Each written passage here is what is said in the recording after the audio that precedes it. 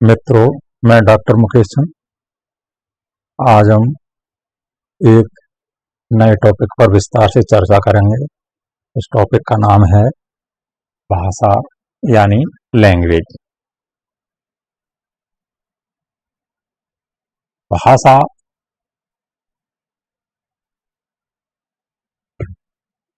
मनुष्य की प्राचीन उत्तम उपलब्धि है।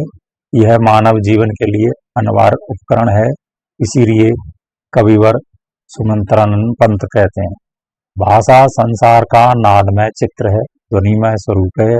यह विश्व की हृदय तंत्री है की झनकार है, जिसके स्वरूप में यह अभिव्यक्ति पाती है। देखते हैं भाषा का अर्थ एवं परिभाषा। भाषा संस्कृत की भाष धातु से बना है, जिसका अर्थ है बोलना या कहना, अर्थात व्यक्त वाणी या वाक ही भाषा है। व्यक्तायाम वाची, मनुष्य द्वारा वाणी से उच्चारित ध्वनि संकेतों से गठित सभी शब्दमयी अभिव्यक्ति ही भाषा है।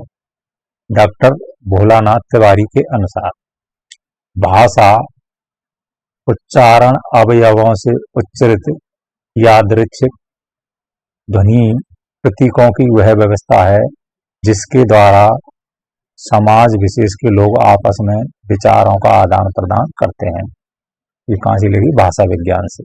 बहुत ही इंपॉर्टेंट परीक्षा है, किसी ना किसी परीक्षा में इससे संबंधित प्रश्न आता ही रहता है। भाषा उच्चारण अवयवों से उच्चरित यादृच्छिक ध्वनि प्रतीकों की वह व्यवस्था है, जिसके द्वारा समाज विशेष के लोग आपस में विचारों का आदान प्रदान करते हैं। यहाँ एक शब्द है यादृच्छिक। ये बहुत ही महत्वपूर्ण शब्द है। इसकी हम यादृच्छिक का मतलब देंगे। यादृच्छिक क्या है? यहाँ यादृच्छिक का अर्थ है जैसी इच्छा हो या माना हुआ। हमारी भाषा किसी वस्तु या भाव का किसी शब्द से सहज, स्वाभाविक या तर्कपूर्ण संबंध नहीं है। वह समाज की इच्छानुसार मात्र माना हुआ संबंध है। यदि ये सहज स्वाभाविक संबंध होता तो सभी भाषाओं में एक वस्तु के लिए एक ही शब्द होता। जैसे पानी के लिए सभी भाषाओं में पानी का ही प्रयोग होता है। जैसे वाटर अंग्रेजी का, आब फारसी का, बदा रूसी का नहीं। कामता प्रसाद गुरु के अनुसार भाषा वह साधन है जिसके द्वारा मनुष्य अपने विचार दूसरों पर भलीभांति प्रकट करता है और दूसरों के विचार आप स्पष्टतया समझता है। यह परिभाषा कामता प्रसाद ने उनकी पुस्तक है व्याकरण, उसमें दी है।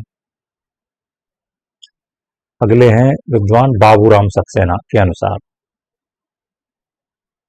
जिन ध्वनि चिन्हों द्वारा मनुष्य परस्पर विचार विनिमय करता है उनको समष्टि रूप से भाषा कहते हैं।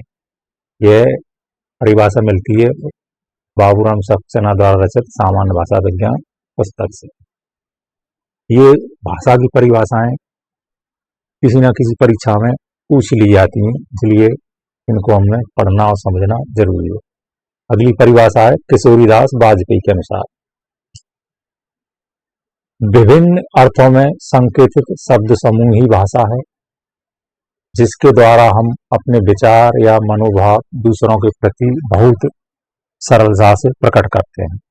इन्होंने ये परिभाषा अपनी पुस्तक भारतीय भाषा विज्ञान में दी। भाषा विज्ञान। अगले विद्वान है बाबू श्याम सुंदर दास के अनुसार, मनुष्य के बीच वस्तुओं के विषय में अपनी इच्छा और मति का आदान प्रदान करने के लिए व्यक्त ध्वनि संकेतों का जो व्यवहार होता है उसे भाषा कहते हैं। कहाँ से लिए? भाषा प्रेस पुस्तक से लिए। अगले विद्वान है डॉक्टर मंगलदेव शास्त्री के अनुसार, भाषा मनुष्यों की उस चेष्टा या व्यापार को कहते हैं जिसको मनुष्य अपने उच्चारणोपयोगी शरीर अवयवों से उच्चारण किए गए वर्णनात्मक या व्यक्त शब्दों के द्वारा अपने विचारों को प्रकट करते हैं। ये लिए ये तुलनात्मक भाषा विज्ञान से। अगले विद्वान आचार्य देवेंद्रनाथ शर्मा के अनुसार, उच्चरित ध्वनि संकेतों की सहायता से भाव या विचार की पूर्ण अथवा जिसकी सहायता से मनुष्य विचार विनिमय या सहयोग करते हैं, उस यादृच्छिक रूढ़ ध्वनि संकेत की प्रणाली को भाषा कहते हैं। इनकी पुस्तक है भाषा विज्ञान की भूमिका, वहां से ली हुई। इस प्रकार भाषा मनुष्य वाणी द्वारा उच्चारित उस ध्वनि संकेतों की समष्टि को कहते हैं जिसके द्वारा वह विचारों का आदान प्रदान करते हैं। वस्तुतः भाषा मनुष्य समुदाय के परस्पर विचार विनिमय का सशक्त एवं विश्वसनीय माध्यम है। यह मनुष्य के व्यक्तित्व के निर्माण में सहायक होने के साथ साथ उसकी सामाजिक, सांस्कृतिक और आध्यात्मिक अस्मिता की जीवंत प्रतीक है। देखते हैं भाषा की प्रकृति या विशेषताएं। भाषा की प्रकृति और विशेषताओं के लिए आगे देखते हैं। भाषा का सहज स्वाभाविक स्वभाव एवं नैसर्गिक गुण को प्रकृति कहते हैं। भाषा सीखने हेतु इसकी प्रकृति से परिचित होना आवश्यक है। भाषा की विविध रूपा प्रकृति को इस प्रकार प्रस्तुत कर सकते हैं। ये भाषा की प्रकृति के बिंदु निम्न हैं। पहला बिंदु है, भाषा व्यक्तिगत नहीं आद्यंत सामाजिक संपत्ति है।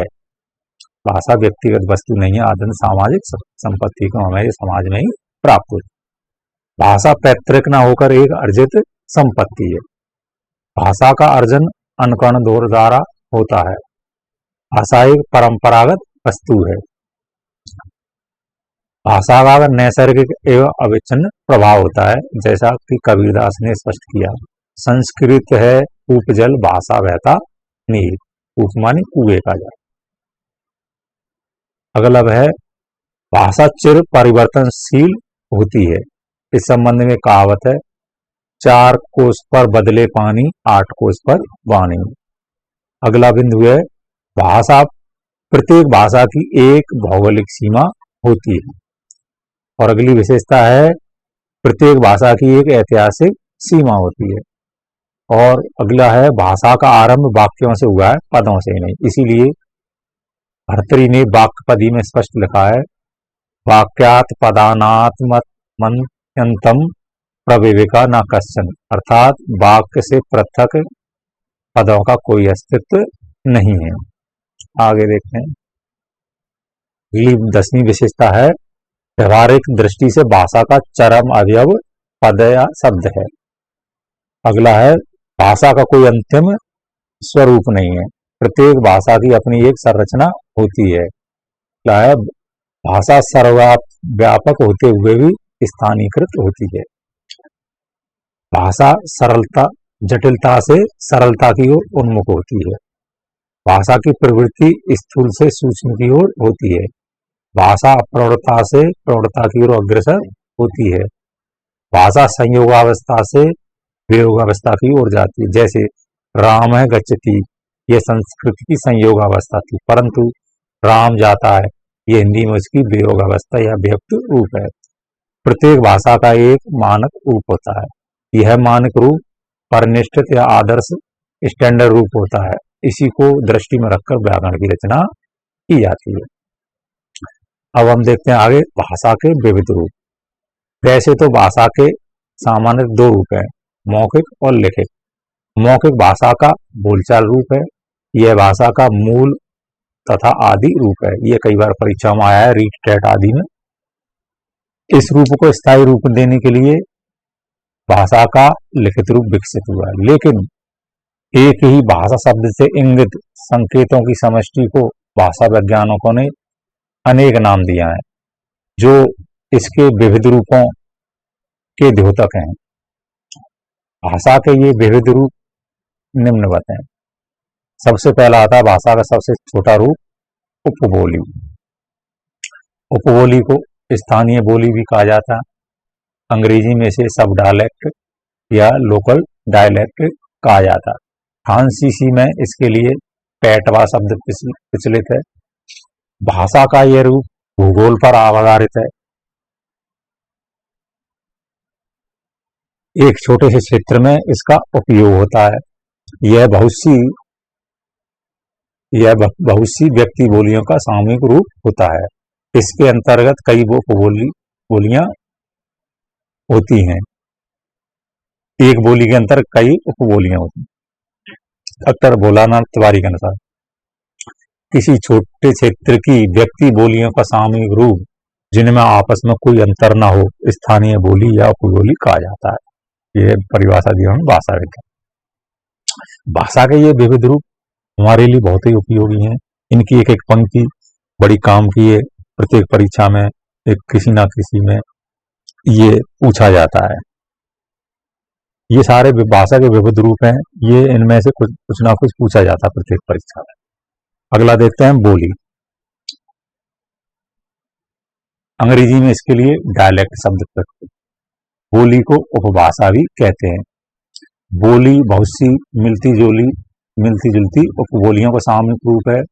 गृह, ग्राम, समाज में बोली जाने वाली स्थानीय भाषा बोली कहलाती है। वस्तुतः किसी चीज में क्षेत्र की उस भाषा को बोली कहते हैं जो उस क्षेत्र के निवासियों की स्वाभाविक घरेलू बोलचाल की भाषा होती है। भाषा की अपेक्षा बोली का क्षेत्र उसके बोलने वालों की संख्या और महत्व कम होता है। किसी बोली को भाषा बनने का प्रमुख कारण है उस बोली द्वारा महत्व प्राप्त कर लेना। जैसे ब्रज, अवधी आदि बोलियां अपने बोलियों में श्रेष्ठ साहित्य की रचना की गई, इसलिए वो बोली से भाषा के रूप में प्रतिष्ठित हो गए। विभाषा। विभाषा का क्षेत्र बोली की अपेक्षा कहीं अधिक व्यापक होता है। विभाषा का रूप परिमार्जित, शिष्ट और साहित्य संपन्न होता है। एक एक विभाषा के अंतर्गत अनेक बोलियां होती हैं जो उच्चारण और शब्द प्रयोगों की दृष्टि से भिन्न होने पर भी एक भाषा के अंतर्गत स्वीकार कर ली जाती हैं, किंतु विभाषा का अपना स्वतंत्र अस्तित्व होता है। बोलियां कभी कभी समय पाकर विभाषा या साहित्यिक भाषा तक का पद प्राप्त कर लेती हैं।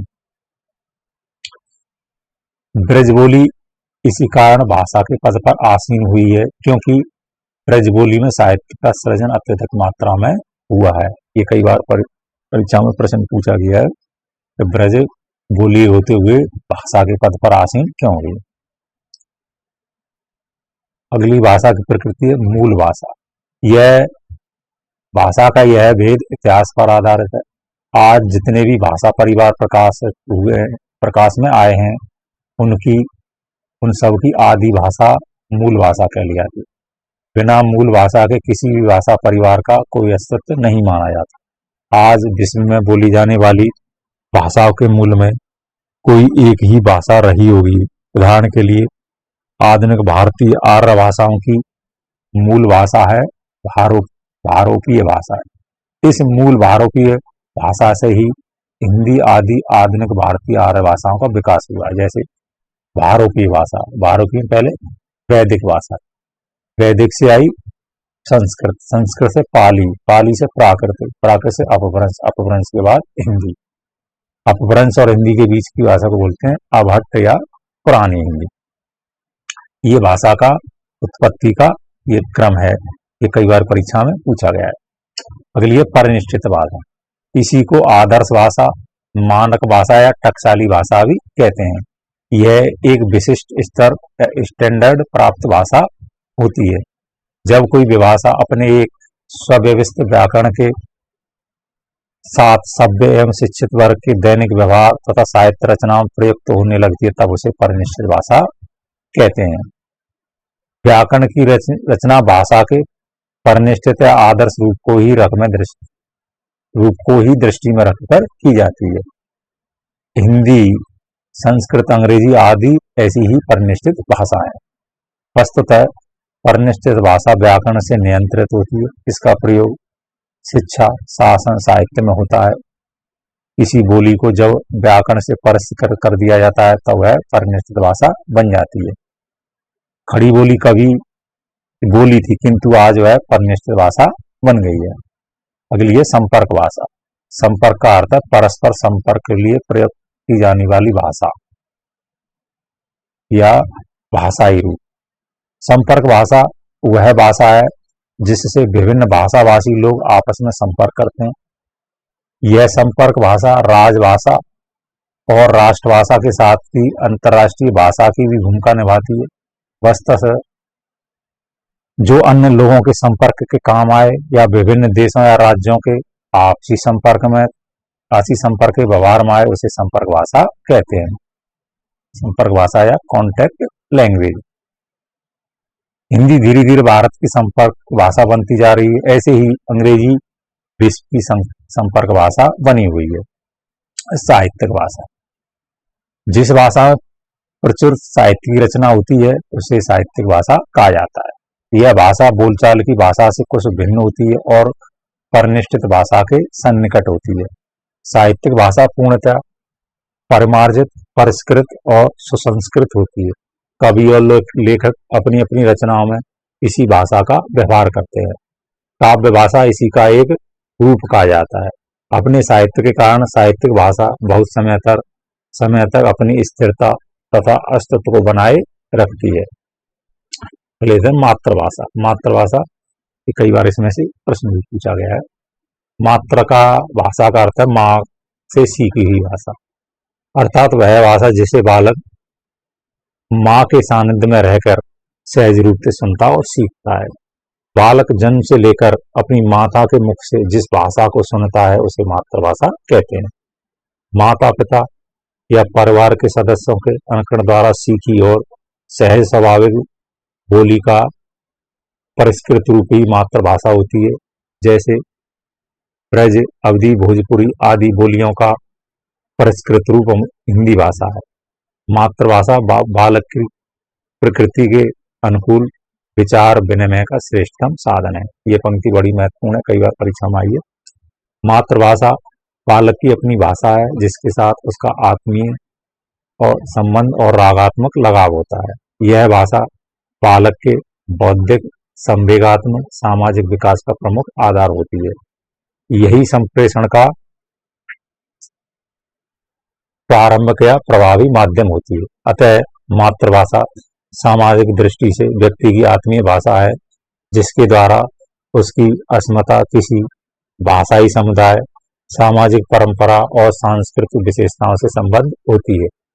हिंदी भाषा अधिकांशतः भारतीयों की मातृभाषा है। अगला है भाषा को राष्ट्रभाषा। राष्ट्रभाषा को अंग्रेजी में नेशनल लैंग्वेज कहा जाता है। राष्ट्रभाषा का अर्थ है राष्ट्र की भाषा, अर्थात वह भाषा जिसका प्रयोग पूरे राष्ट्र में होता है। उपक्षेत्रों, क्षेत्रों और प्रांतों में अपनी अपनी बोलियों तथा भाषाओं का प्रयोग करते रहने पर भी राष्ट्र की एकता को ध्यान में रखते हुए सभी राष्ट्रवासी जिस भाषा का प्रयोग सार्वजनिक कार्यों के लिए करते हैं उसे राष्ट्रभाषा कहते हैं। वस्तुतः राष्ट्रभाषा वह भाषा है जिसका व्यवहार राष्ट्र के सामान्य जन करते हैं। राष्ट्रभाषा राष्ट्र के लोगों की संपर्क भाषा है जिसमें संपूर्ण राष्ट्र को एकता के सूत्र में बांधने की शक्ति होती है। राष्ट्रभाषा का संबंध राष्ट्रीय चेतना से जुड़ा होता है जो सामाजिक सांस्कृतिक चेतना से उद्भूत होती है। राष्ट्रीय पर्वों, उत्सवों, राष्ट्रीय महत्व के अवसरों पर इसी राष्ट्रभाषा का प्रयोग होता है। राष्ट्रभाषा सदैव कोई स्वदेशी भाषा ही होती है। हिंदी पूरे भारत की राष्ट्रभाषा है। यह हमारे गौरव और प्रतिष्ठा की प्रतीक है। यह सबसे बड़े भूभाग हरियाणा, हिमाचल प्रदेश, दिल्ली, राजस्थान, उत्तर प्रदेश, उत्तरांचल, मध्य प्रदेश, छत्तीसगढ़, बिहार, झारखंड आदि के लोगों की अर्थात 43% जनता की मातृभाषा भी है। अंतर्राष्ट्रीय भाषा। अगला रूप है अंतर्राष्ट्रीय भाषा। जो भाषा विभिन्न राष्ट्रों के बीच विचार विनिमय, पत्र व्यवहार आदि का माध्यम होती है वह अंतर्राष्ट्रीय भाषा कहलाती है। इस भाषा का प्रयोग अंतर्राष्ट्रीय सम्मेलनों में होता है। वस्तुतः एक राष्ट्र का दूसरे राष्ट्र से किसी भी प्रकार के संपर्क हेतु इसी भाषा का प्रयोग होता है। शासन या किसी अन्य प्रभाव से जब किसी भाषा का प्रयोग एक से अधिक राष्ट्रों में होने लगता है तब उसे अंतर्राष्ट्रीय भाषा का पद प्राप्त हो जाता है। जैसे आजकल अंग्रेजी अंतर्राष्ट्रीय भाषा है। अगला रूप है राजभाषा। राजभाषा का अर्थ है राजकीय भाषा या शासन की भाषा अर्थात राजकाज में प्रयुक्त भाषा। राजभाषा भाषा के उस रूप को कहते हैं जो राजकाज में प्रयुक्त होती है। राजकीय कार्यालयों, राजआज्ञाओं, सरकारी आदेश, पत्र व्यवहार में इसी भाषा का प्रयोग होता है। प्रत्येक स्वतंत्र राष्ट्र की राष्ट्रभाषा ही राजभाषा होती है, किंतु परतंत्रता काल में राष्ट्रभाषा और राजभाषा भिन्न भिन्न हो सकती है। जैसे अंग्रेजों के शासन काल में राष्ट्रभाषा तो हिंदी थी, परंतु राजभाषा अंग्रेजी थी। निष्कर्षतः कह सकते हैं कि भाषा मानव विचारों की अभिव्यक्ति का साधन है। भाषा का उदय एक बोली के रूप में होता है, वही भाषा क्रमशः विकास प्राप्त करती हुई विभाषा, भाषा, राष्ट्रभाषा और अंतर्राष्ट्रीय भाषा के पद तक पहुंच जाती है। जब कोई भाषा राजकाज में सर्वाधिक प्रयुक्त होने लगती है तब वह राजभाषा बन जाती है। वह राष्ट्र के लोगों के संपर्क की साधन होने पर राष्ट्रभाषा तथा साहित्यकारों द्वारा साहित्य रचना में अधिक व्यवहारिक यानी व्यवहार में होने पर वह साहित्यिक भाषा कहलाने लगती है। तो मित्रों एवं विद्यार्थियों, ये भाषा से संबंधित भाषा का अर्थ, परिभाषा, भाषा की प्रकृति या विशेषताएं और भाषा के विविध रूप बहुत ही उपयोगी टॉपिक है। इसमें से 1-2 प्रश्न प्रत्येक परीक्षा में पूछे जाते हैं। रीट, टेट, सी टेट और RPSC second grade, TET, PET और NET, UGC NET, assistant professor परीक्षा, ये सब के लिए बहुत ही उपयोगी टॉपिक है। धन्यवाद।